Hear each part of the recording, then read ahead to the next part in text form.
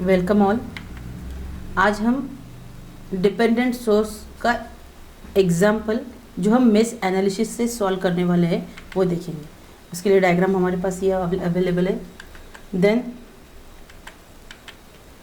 Question है find the current in the 3 meshes of the network as shown in figure. Okay, इस solution start करने से पहले एक ध्यान में रखो कि whenever we start the any solving this type of questions, उसमें क्या करेंगे, हम पहले डायरेक्शंस दिखा देंगे। मेश एनालिसिस जब भी सॉल्व करते हैं तब हम उसको करंट डायरेक्शन दिखाते हैं। तो ज़रा एक बार देख लो, सेम ये जो डायग्राम है उसमें सिर्फ हमने क्या किया है, क्लॉकवाइज डायरेक्शन मेंशन की है, I1 I2 I3। ओके, तो अब इसको हम सॉल्व करेंगे डिपेंडेंट सोर्स में। और जो इक्वेशन हम सॉल्व करते हैं उसमें और नॉर्मल जो मेश इक्वेशंस होता है उसमें यही थोड़ा सा डिफरेंस रहता है कि थोड़ी करंट की value we have to find in different directions. कैसे, देखो ज़रा। अब ये जो हमारा फर्स्ट लूप का करंट जो हमारा I1 है और ये जो करंट है यहाँ पे Ix दिया है एग्जाम में, जो न्यूमेरिकल में जो दिया है वो Ix है। तो ये Ix is nothing but the I1 current. So Ix is nothing but the I1 current. ज़रा देख लो, ये I2 का ये करंट है ना। ये प्लस और माइनस जब दिखाते हैं तो वो वोल्टेज सोर्स रहता है, ध्यान में रखो। और ये जो दिखाया गया है वो IY है, वो करंट है। अगर ये करंट है तो ये बीच में है, दो लूप के इन बिटवीन है, तो ये I3 और I2 के बीच में है। देखो डायरेक्शन ऑफ द वन, ये IY की डाउनवर्ड डायरेक्शन है। और हमने जो अज्यूम किया है I1 और I2, अगर इसके डायरेक्शन में सेम आती है तो पॉजिटिव ले लो, अगर इसके डायरेक्शन से अपोजिट आती है तो माइनस ले लो। Because IY is a subtraction of the two currents इसमें से, तो कौन सा पहले पॉजिटिव की लेना है और कौन सा निगेटिव लेना है, इसके लिए ये एक्सप्लेनेशन था। तो देखो, अगर I2 की अगर देखो हमें यहाँ से जा रहा है तो वो पॉजिटिव, यानी कि IY के सेम डायरेक्शंस में है, और I3 अपोजिट है IY के, that is why I2 minus I3 लिखना है। समझ में आया? तो ये IY की वैल्यू भी हमें मिल गई है। हम इसको KVL अप्लाई कर देंगे। पहले इसमें कैसे KVL अप्लाई करते हैं, ये पॉजिटिव से स्टार्ट करेंगे, बैटरी से बाकी सारे लूप को माइनस करेंगे। अगर हम हमारे डायरेक्शन जो हमारे 5 वोल्ट से जो डायरेक्शन से हम ये लूप को कनेक्ट करने वाले हैं वो लूप, और हमने जो मेंशन की वाली डायरेक्शन है, अगर वो सेम आते हैं तो ही ये फंडा लागू करना है कि स्टार्ट विद द पॉजिटिव और जितने भी रजिस्टर है सबको माइनस कर दो। अदरवाइज हमें वो निगेटिव लेना पड़ेगा, तो चेंजेस करने पड़ेंगे, तो हम निगेटिव नहीं करेंगे, फिर वहाँ पॉजिटिव करना पड़ेगा। सो सी, बैटरी हमेशा पॉजिटिव से करंट फ्लो करती है, तो this is always take as positive. अगर ये पॉजिटिव करते हैं और बाकी सारे रजिस्टर को माइनस करना है, सो राइट यार माइनस क्या है, कोएफिशिएंट क्या है इसका, 1 एम्पियर वाले ना, सॉरी 1 ओहम है। सो -1 और वोल्टेज का इक्वेशन लिखना पड़ता है रेजिस्टेंस इनटू करंट। सो ये I1 है, इसमें से I1 करंट फ्लो हो रहा है। उसके बाद ये देखो, हम इस पॉजिटिव बैटरी से होके यहाँ के पॉजिटिव की तरफ आते हैं। Whenever we are connecting towards the positive, उसको निगेटिव लेना है। Whenever there is a battery same अगर पोलैरिटी है तो निगेटिव ले लो। सो ये -IY होगा। उसके बाद हम नीचे आने वाले हैं इस रजिस्टर के लिए, तो पहले हम माइनस लिखने वाले हैं क्योंकि करंट की डायरेक्शन और हमारी डायरेक्शन सेम है। 1 इंटू, अब ये 1 जो ओहम है वो दोनों के लिए सेम है, लेकिन हम फर्स्ट लूप के लिए ये इक्वेशन लिख रहे हैं, that is why I1 minus I2 करने का इज इक्वल टू 0। समझ में आया? इसको सॉल्व कर देंगे। 5 माइनस I1, ये IY जो है इसकी वैल्यू कितनी है, I2 माइनस I3, तो I2 माइनस I3 लिख दिया हमने, माइनस I1 माइनस I2, और उसको सॉल्व कर देंगे।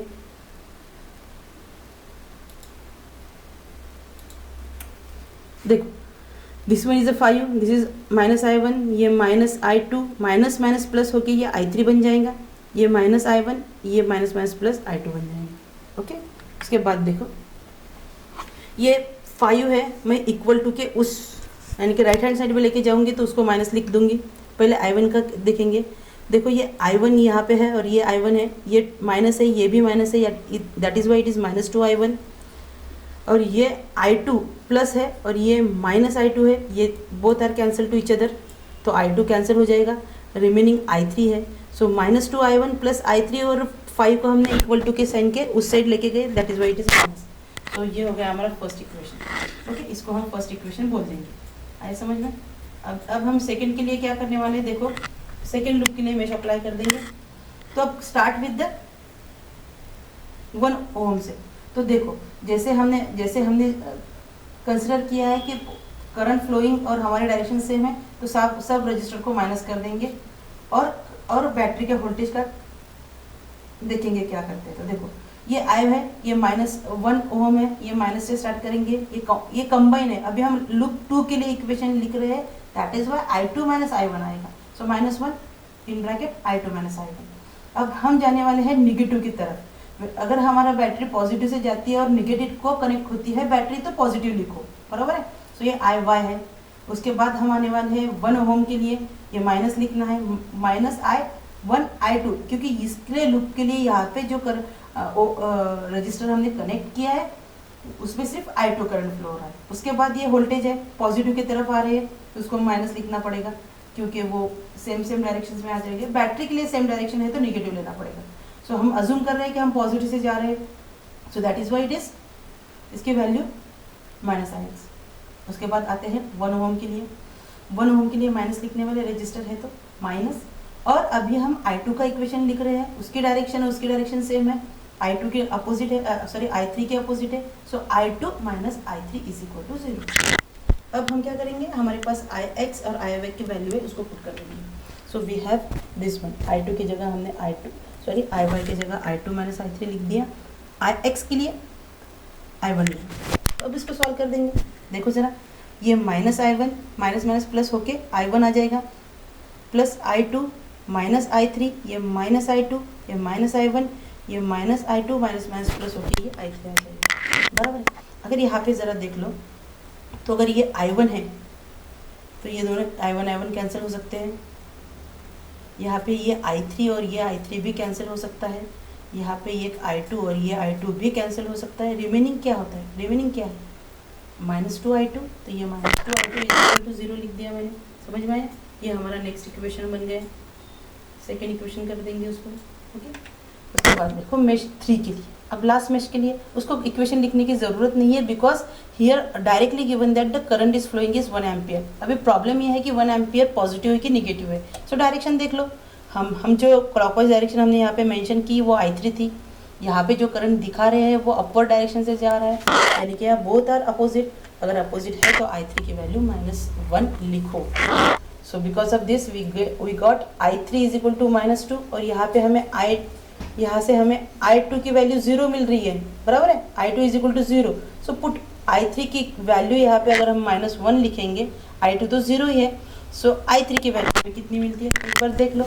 जो माइनस लिख देंगे तो माइनस होके ये इस साइड में जाने के बाद ये प्लस हो जाएगा, तो ये -2 आ जाएगा, ये -2 और -2 कैंसिल हो जाए, सॉरी ये 4 हो जाएगा। सो ये 4 और ये माइनस गेट कैंसिल होके I1 is equal to 2 ampere आने वाला है। यहाँ पे हमें I2 इज इक्वल टू 0 मिल गया है, I3 तो हमें 1 एम्पियर मिल गया है। So that we are getting the values of I1 और I3। What is the question, हमें फाइंड आउट करना है, ओके। सो हमें नेटवर्क में तीन ही, ये I1 I2 I3 ही फाइंड करना था, वो हमने कर लिया है। Understood, very simple, okay. Now same dependent source पे जो इक्वेशंस आता है, हम अगर मेश एनालिसिस से अगर एक क्वेश्चन आता है तो उसको कैसे सॉल्व करेंगे वो भी एक बार देख लेंगे। तो क्वेश्चन है डिपेंडेंट सोर्स पे, ये डायग्राम हमें मिली है और यहाँ पे दिया है find the current flowing through 8 ohm resistors. देखो 8 ओम रजिस्टर कहाँ पे है, ये 8 ओम रजिस्टर है, यहाँ से करंट फ्लो होने वाला कितना है वो फाइंड आउट करना है। सो सॉल्यूशन के लिए स्टार्ट करने से पहले हमें एक अजम्पशन करना है। क्या अजम्पशन करना है, जैसे ही हमें जो सर्किट मिलता है उसको जितने भी लूप होंगे, ये फर्स्ट लूप है, ये सेकेंड लूप है, ये थर्ड लूप है, जितने भी लूप है उसमें हम क्लॉकवाइज डायरेक्शन से करंट दिखा दो। ये हमारा पहली स्टेप है मेश एनालिसिस के लिए। सो सी, ये जो हमारे डायग्राम है इसमें हमने I1 करंट, ये I2 करंट, ये I3 करंट दिखा दिया है। तो अगर अज्यूम करोगे तो हमें फाइंड आउट, ये जो डिपेंडेंट सोर्स वाले सर्किट्स है उसका ये पॉइंट इंपॉर्टेंट है कि हमें फाइंड आउट करना पड़ता है कि कुछ अलग वेरिएबल के करंट्स दिया है उसको फाइंड आउट करना पड़ता है। सो देखो ज़रा, यहाँ पे Ix दिया है और हमने अज्यूम किया है वो I1 है, वो सेम है, लेकिन वो नीचे की तरफ जा रहा है, ये ऊपर की तरफ, यानी कि direction of the currents Ix and I1 is opposite. अगर ये अपोजिट है तो इसको minus, Ix is equal to -I1। Understood, और कुछ मिल सकता है? ज़रा देखो, ये जो है पॉजिटिव नेगेटिव, ये तो वोल्टेज के लिए लिखते हैं हम, और हमें यह आई वाई दिया है। ये आई वाई क्या है? इट इज़ कनेक्टेड बिटवीन, जो करंट फ्लो हो रहा है वो इन दोनों के बीच में, I3 का जो मेश है और I2 का करंट का जो मेश है उनके बीच में है। तो अगेन एक करंट से दूसरा करंट हमें माइनस करना है, लेकिन कौन सा करंट को प्लस लेना है, कौन से करंट को माइनस लेना है, उसके लिए क्या करेंगे, आई वाई की डायरेक्शन देख लो, और जो भी हमने क्लॉकवाइज डायरेक्शन से जो करंट लिए हैं वो अगर आई वाई के डायरेक्शन में सेम है तो पॉजिटिव ले लो, और अपोजिट है तो माइनस लेना पड़ेगा। सो देखो ये I2 का और आई वाई का डायरेक्शन सेम है, that is why take it as positive, और I3 अपोजिट डायरेक्शन से जा रहा है, इसलिए हमने इसको निगेटिव ले लिया। सो आई वाई इन बिटवीन I2 और I3 के बीच में होने से हमने I2 माइनस I3 लिखा। ओके, उसके बाद देखो ये जो करंट है ना, it is common for mesh 1 और मेश 2। अगर ऐसा है तो ये फॉर्म करता है सुपर मेश। ओके, अगर सुपर मेश फॉर्म करता है तो उसका जब whenever we start to write the equation, at that time हमें क्या करना पड़ता है, हर एक के लिए अगला एक एक इक्वेशन लिखने की ज़रूरत नहीं होती है। अगर और एक बात ध्यान में रखो कि अगर हम आउटर के लिए एक इक्वेशन लिखने वाले हैं उसके साथ एक करंट का इक्वेशन भी लिखना पड़ता है। जैसे फॉर एग्जांपल यहाँ पे करंट इक्वेशन है और ये कॉमन है, ये 0.5 Ix है ना, तो इसके लिए भी एक इक्वेशन आने वाला है। देखो I2 in same direction with the I5 और I1 अपोजिट है, यानी कि I2 minus I1 is equal to 0.5 Ix। समझ में आ रहा है?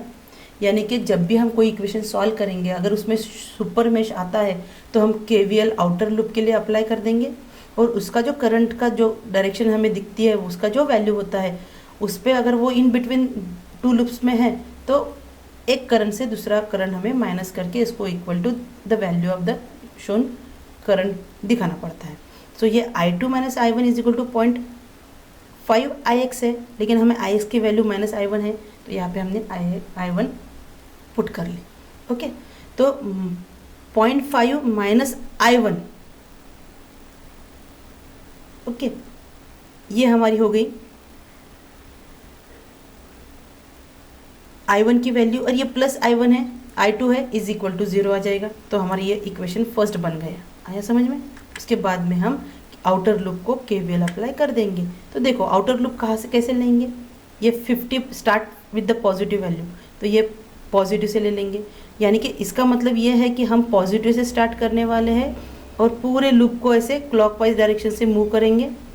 अगर ऐसे कंडीशन में हम मूव करेंगे तो यहाँ में हमारा कुछ वोल्टेज ड्रॉप होने वाला है। सो रजिस्टर के वोल्टेज का ड्रॉप का इक्वेशन जब हम लिखेंगे तो उसको माइनस कर देंगे 50 में से। सो 50 माइनस 10, अब 10 is in between I2 and I3 के बीच में। अब यहाँ पे कौन सा पॉजिटिव लिखना है, देखो हमारी जाने वाली डायरेक्शन ये है, I1 की डायरेक्शन ये है, ये दोनों सेम है, दैट इज़ वाई I1, और ये I3 देखो अपोजिट डायरेक्शन से जा रहा है, यानी कि हम करेंगे 10 I1 माइनस I3, ये 10 I1 माइनस I3।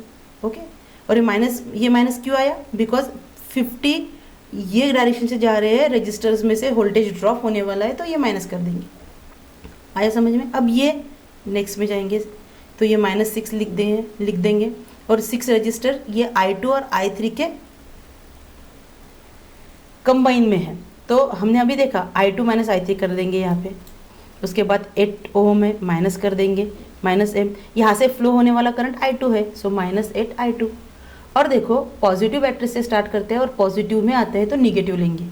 सो ये जो मैं बोल रही हूँ जस्ट उसको ध्यान में रखो, और उसके अपोजिट आता है तो माइनस कर देने का, यानी कि अपोजिट कर देने का। सो मैंने क्या बोला है कि अगर when we are start with the positive value and coming towards the positive value, so battery को निगेटिव लेना पड़ता है, तो that is why it is -52।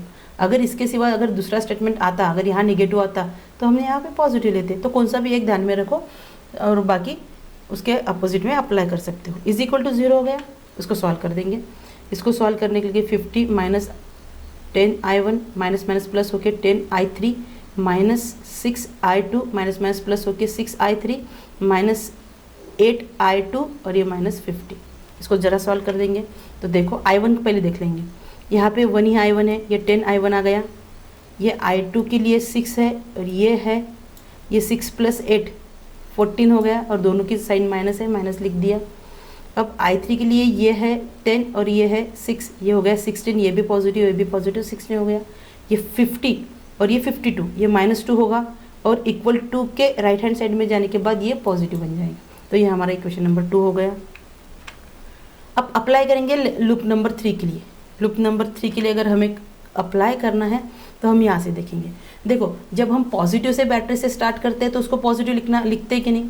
तो यहाँ से हम सपोज यहाँ से स्टार्ट कर रहे हैं, that is Y right air -5IY। Okay, coming towards the 6 ओम। 6 ओम के लिए हम जब जाएंगे तो यहाँ पे 6 ओम का ये I3 करंट और ये I2 करंट अपोजिट है। सो ये I3 - I2 आएगा, क्योंकि हम 3 के लिए इक्वेशन लिख रहे हैं अभी। सो ये आएगा I3 - I2। उसके बाद 10 के लिए क्या करेंगे, माइनस कर देंगे, -I3 - I1। ओके, तो थोड़ा सा ध्यान में ये रखने का कि सपोज बैटरी है तो हम वहाँ से स्टार्ट कर रहे हैं पॉजिटिव से। अगर पॉजिटिव से और क्लॉकवाइज डायरेक्शन सेम है तो बैटरी पॉजिटिव लेके हम रजिस्टर का वोल्टेजेस माइनस करेंगे उससे।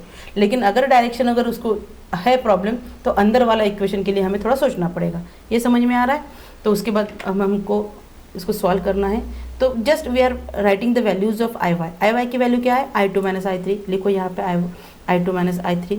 ओके, सो उसको सॉल्व कर देंगे अभी।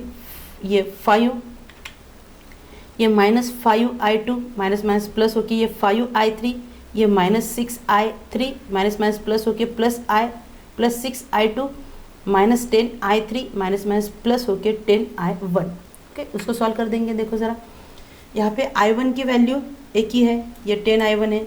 ओके, I2 ये 6 वाला I2 है और ये 5 वाला है। 6 ये पॉजिटिव है, ये निगेटिव है, तो माइनस और प्लस, ये प्लस होके I2 आएगा, क्योंकि 6 is bigger value, minus lesser value है। तो 6 - 5 1 आएगा। I3 के लिए ये और I3 ये और ये I3 है। तो देखो, ये 10 और ये 16 - 5, तो ये माइनस बड़ा है इसलिए माइनस का साइन आएगा, और 16 में से 5 गया 11 हो गया। So 11 I3, this is our third equation.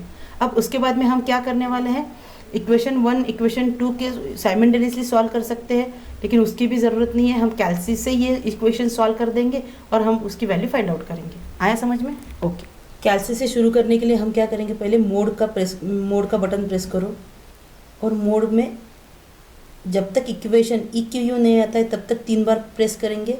अब इक्वेशन के लिए हम 1 प्रेस करेंगे।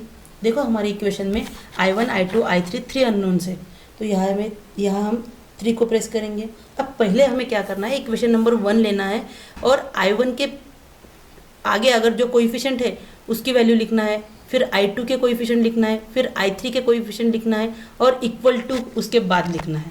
तो फर्स्ट इक्वेशन में देखो, I1 की वैल्यू -0.5 है, I2 की 1 है, I3 नहीं है तो 0 लिखेंगे और इक्वल टू के बाद 0 है तो लास्ट में इक्वेशन हम 0 लिखेंगे। देखो कैसे लिखना है, -0.5 ये I1 की वैल्यू हो गई, I2 की वैल्यू कितनी हो गई, 1 हो गई, इसको इक्वल टू कर दो। I3 हमारे पास 0 है तो 0 कर दो, और हमारे पास ये लास्ट वाली वैल्यू भी 0 है तो 0 करके आगे जाओ। अब सेकेंड इक्वेशन के लिए आएंगे। सेकेंड इक्वेशन में ये -10 है तो -10 कर दो, इक्वल टू ये वैल्यू -14 है तो -14 लिखो, इक्वल टू कर दो। I3 की वैल्यू +16 है तो 16 करके इक्वल टू कर दो। उसके बाद इक्वल टू कितना है, यहाँ पे 2 है तो यहाँ पे 2 लिख दो। समझ में आया? लास्ट इक्वेशन में 10 लिखो, इक्वल टू I2 की वैल्यू कितनी है, 1 है, इक्वल टू कर दो। और उसके बाद I3 की -11 है तो -11 करके इक्वल टू कर दो, और इक्वल टू 0 है तो 0 लिखो। सो फाइनली हमें जो आंसर मिलता है वो है -1.157। So it is near about to I1 is equal to -1.56। और अगर दूसरी वैल्यू देखनी है I2 की तो इक्वल करने का। उसके बाद I2 की वैल्यू है, देखो हमारी -0.5878 आ गई। So we can write here I2 is equal to -0.58। 2 digit तक लिखेंगे। अगर उसकी थर्ड वाला हायर है मोर देन तो उसको हम नेक्स्ट डिजिट में कन्वर्ट कर ले सकते हैं। देन I3 की वैल्यू कितनी आई है? I3 हमारे पास I3 की वैल्यू मैंने यहाँ पे लिख दी, I3 is equal to -1.11 ampere. So यहाँ से हमें तीनों भी वैल्यू मिल गई है। सो कैल्सी से हमें आंसर क्या मिला है? I1 is equal to -1.56, I2 is equal to -0.58 ampere, I3 का -1.11 एम्पियर। लास्ट डिजिट में अगर कुछ चेंजेस होता है एक 1 डिजिट का तो वो चलता है, ओके, वो चल सकता है हमारे लिए। Now our equation is find out the current flowing through 8 ohm. जरा 8 ओम के पास आ जाओ, ये 8 ओम का करंट है। ज़रा हम देखेंगे 8 ओम यानी कि करंट फ्लोइंग थ्रू, ये I2 हमने अज्यूम किया था क्योंकि ये सिर्फ लूप 2 के लिए कनेक्टेड है। सो जो I2 का करंट है वो ही 8 ओम से फ्लो होने वाला करंट है, that is -0.58। Okay, thank you all.